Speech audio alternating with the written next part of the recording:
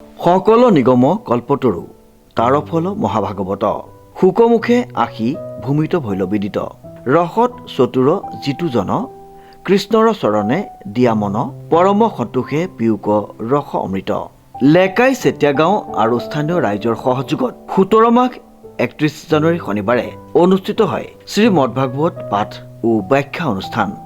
পুৱাৰ পৰা দিনজোৰা কাৰ্যসূচীৰে কৰঙা লেকাইচিটীয়া গাঁৱৰ নামঘৰত অনুষ্ঠিত হৈছে। পুৱাবেলা ধৰ্মধ্বজা উত্তোলন প্ৰাতঃ প্ৰসংগ নাম কীৰ্তনৰ পিছত আমি এজন ব্যক্তিক নিমন্ত্ৰণ কৰি আনিছিলোঁ ভাগৱত ভাগ ব্যাখ্যা কৰিবৰ হেতু। তেওঁ গড়মূৰৰ যি চন্দুমণি পাঠক, তেখেতৰ দ্বাৰা এয়া পাঠ আৰম্ভ হৈছে আৰু আমাৰ স্থানীয় 4জন ব্যক্তিয়ে পাঠত অংশগ্ৰহণ কৰিছে। এইভাগে আমি আজি দিনটো কটাম বুলি ভাবিছোঁ আৰু ৰাতিলৈ আমাৰ এভাগি নাট আছে, ভাওনা হ'ব, এভাগ ভগৱত দৰ্শন অনুষ্ঠিত হ'ব। গতিকে এই গাঁৱত ৰাইজে যি ধৈৰ্য সহকাৰে এই অনুষ্ঠান ভাগ কৰিম বুলি আগবাঢ়ি আহিছে, আমি ভাবোঁ আজি সঁচাই তেখেতসকলক ধন্য হৈছে। কাৰণ 4গৰাকীমান মহিলা মিলি প্ৰথমতে আৰম্ভ কৰিছিলে। তেখেতে কৈছে যে আমাৰ গাঁৱত আজিলৈকে এনেকুৱা ধৰণৰ অনুষ্ঠান আমি হোৱা নাই, গতিকে আমি এনেকুৱা এটা অনুষ্ঠান পাতিবৰ কাৰণে ইচ্ছা কৰিছোঁ। আপোনাৰ বক্তব্য কওকচোন। তোমালোকে যদি এনেকুৱা ভাল কামৰ কাৰণে আগবাঢ়ি আহিছা, মই সদায় তাৰ লগত থাকিম। তোমালোকে মোক পিছত ল'বা, মই আগত নল'বা। তোমালোকে আগবাঢ়ি যোৱা, মই পিছফালৰ পৰা যিখিনি কৰিব লাগে সেইখিনি সহায় কৰি এই অনুষ্ঠান ভাগ কেনেকৈ সফলভাৱে আমি সমাপন কৰিব পাৰোঁ তাৰ বাবে মই অহোপুৰুষাৰ্থভাৱে কাম কৰি যাম। উল্লেখযোগ্য যে পুৰাণৰ সূৰ্য বেদ বেদান্তৰ সাৰ কল্পতৰু বৃক্ষস্বৰূপা শ্ৰীমদ ভাগৱত ভাগী ৰাইজৰ মংগলাৰ্থে লেকাই চেতিয়া গাঁৱৰ নামঘৰত এদিনীয়া কাৰ্যসূচীৰে পাঠ ও ব্যাখ্যা অনুষ্ঠানটি এটি ধৰ্মীয় ৰীতি নীতিৰে অনুষ্ঠিত হৈ যায়। নমস্কাৰ, সমূহ অসমবাসী ৰাইজলৈ সাদৰৰ সম্ভাষণ জনাই আমাৰ 1979 চনতে স্থাপিত হোৱা আমাৰ নামঘৰ ভাগ আজিলৈকে আমাৰ এই নামঘৰ ভাগত আমি একো অনুষ্ঠান আমি কৰিব পৰা নাছিলোঁ।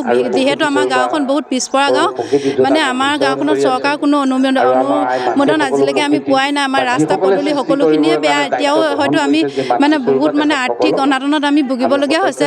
তাৰ মাজতে আমি সমূহ গাঁওবাসী ৰাইজে ভাবিলোঁ যে আমাৰ গাঁওখনত আমি এনেকুৱা এটা অনুষ্ঠান আৰম্ভ কৰোঁ যাতে আমাৰ গাঁওখন অকণ উন্নতিৰ দিশত আমি আগবঢ়াই নিব পাৰোঁ। সেইকাৰণে আমি মহাপুৰুষ শ্ৰীমন্ত শংকৰদেৱৰ দ্বাৰা ৰচিত আমি শ্ৰীমদ ভাগৱত অনুষ্ঠান ভাগিকে আমি বাছনি হিচাপে ল'লোঁ আৰু এই অনুষ্ঠান ভাগি আজি সুন্দৰভাৱে আমি কৰি গৈছোঁ। তাৰ কাৰণে আমাৰ সভাপতি মহোদয় অজিত ডাঙৰীয়া দাক আমি বহুত অন্তৰৰ পৰা অভিনন্দন জনাইছোঁ।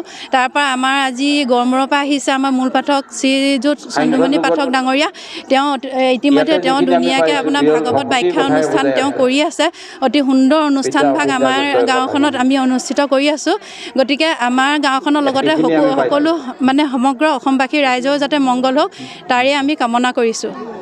শনিবাৰে পুৱা 5 বজাৰ পবিত্ৰ ক্ষণত প্ৰাতঃ প্ৰসংগভাগী আগবঢ়াই ধৰ্মপ্ৰাণ ব্যক্তি জিতুল কলিতাই পুৱা 7 বজাত পৰিৱেশ নিকাকৰণ 7:30 ধৰ্মপ্ৰাণ ব্যক্তি বকুল বৰুৱাৰ দ্বাৰা বৃক্ষৰোপণ পুৱা 8:30 ধৰ্মধ্বজা উত্তোলন কৰে বিশিষ্ট সমাজকৰ্মী অজিত দত্তই।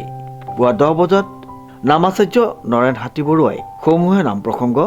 দুপৰীয়া 12 বজাত পাঠেকী জিতুল কলিতা, সূৰ্য কলিতা আৰু ননী দত্তই ভাগৱত পাঠ আৰু ব্যাখ্যাকাৰ শান্তমণি পাঠকে ব্যাখ্যা আগবঢ়ায়। আমাৰ লেকাই চেতিয়াৰ সমূহ ৰাইজলৈ শ্ৰদ্ধাঞ্জলি জ্ঞাপন কৰিছোঁ। লগতে আমাৰ গাঁৱৰ সমূহ ৰাইজে মিলি এই অনুষ্ঠান ভাগি আৰম্ভণি কৰোঁতে বহুতো অপৰাধ হ'ব পাৰে, সেই অপৰাধখিনি মাৰ্জন কৰিব বুলি মই আশা কৰিলোঁ। লগতে আমাৰ লেকাই চেতিয়াৰ উন্নতিৰ হকে সকলো ৰাইজে যেন কাম কৰি যায় তাৰ বাবে অনুৰোধ কৰিলোঁ। লগতে আমি এই মদ ভাগৱত ভাগ লগতে ব্যাখ্যা কৰাৰ পিছতো ৰাতিলৈ এখন ভাগৱত দৰ্শন ভাওনা অনুষ্ঠিত কৰা হ'ব। সেয়ে সকলো ৰাইজকে আমি ভাওনা ভাগ উপভোগ কৰিবলৈ অনুৰোধ জনালোঁ।